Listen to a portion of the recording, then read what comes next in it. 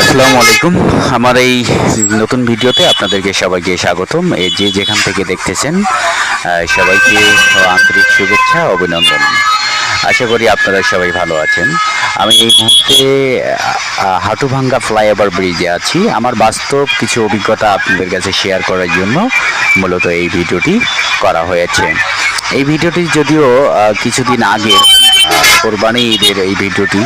তো আমার যে এখানে যে গাড়িগুলো আমরা যানজটে আপনারা দেখছেন, হিউজ পরিমাণে জ্যাম ছিল, যেটা অসহনীয়, যেটা আসলে কষ্টের কথা তো বর্ণনা দেওয়া যায় না। আমি যদিও একজন বাস চালক, আমার নিজের এই অভিজ্ঞতাগুলো আপনাদেরকে বলছি। মাঝে মাঝে ইচ্ছা করে গাড়ি রেখে বাইক চলে যায়, রাস্তায় রেখেছি উঠে বাইক চলে যায়।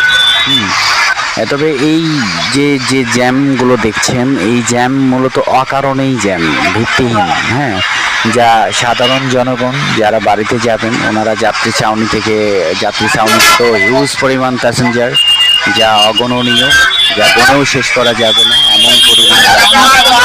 এবং এই সাথে বাস চালক, ট্রাক, মাইক্রো, এই চালকগুলো তারা রাস্তার মাঝখানে গাড়ি রেখে প্যাসেঞ্জার ওঠানামা করার কারণেই এই তীব্র যানজটের মুখোমুখি আমরা হয়ে যাই।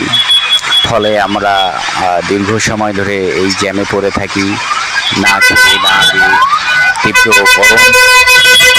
আপনারা ভিডিওটা শেষ পর্যন্ত দেখলে বুঝতে পারবেন যে আসলে জ্যামটা কোথায় থেকে কি শুরু হয়েছিল। হ্যাঁ, আর আপনাদের পাশে থাকার সুযোগ করে দেবেন, আমার চ্যানেলটি সাবস্ক্রাইব করে পাশেই থাকবেন।